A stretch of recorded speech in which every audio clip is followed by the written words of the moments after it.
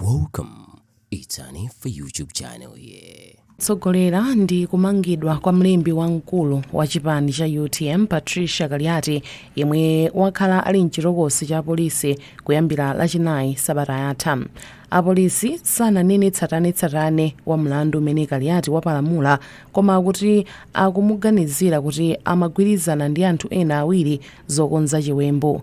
Pakadali pano mkuluyo akuyembekezeka kupita ku bwalo la milandu lero kuti akamve mvemvemve wa mlandu wake, komabe pa chidzudzulo chomwe chikupita kwa mtsogoleri wa chipani cha Michael Use akuti sadapite kukamuona Kaliati. Use akumudzudzula kamba kolephera kukamuona Kaliati ku polisi pamene mamembala ena a UTM monga Newton Kambale, Matthews Ntumbuka komanso Dalitso Kabambe apita ku polisi kukaona mayiwa. Pamenepa akuluakulu ena olondoloza zochitika pandale monga Lake Mbewe adzudzula mkuluyo yemwenso amadziwika bwino kuti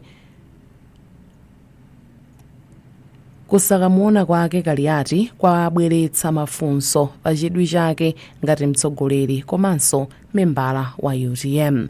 Mbewe analankhula ndolemba nkhani wathu GM, Dr. Michael Usi, as the Secretary General, been arrested on allegations that have got no basis, no evidence. I think as a leader, he should have been able to come out in the open and condemn it and engage and ensure that such arrests, before they are made, they should have been treated with the sensitivity it requires.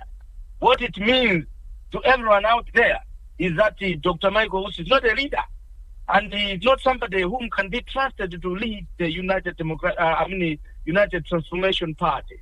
As such, I wish and the people are able to see and make judgment in terms of not casting any votes for him in the coming convention, because he has shown that he is not somebody who cares for his own.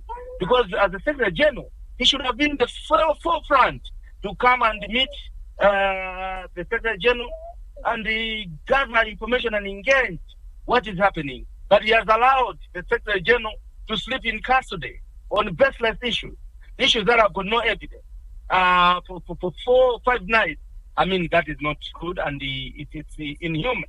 And I wish to condemn that in strongest terms once again.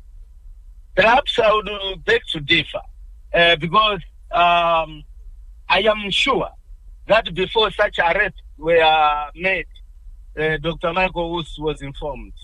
I am sure that before the police started the process of the case, I am sure as the Vice President and the one who is being suspected to be involved is the Secretary General, he may have been already informed and well aware about that particular case. Therefore, the issue of conflicts of interest does not arise. Perhaps the issue is about what people can suspect that he is connected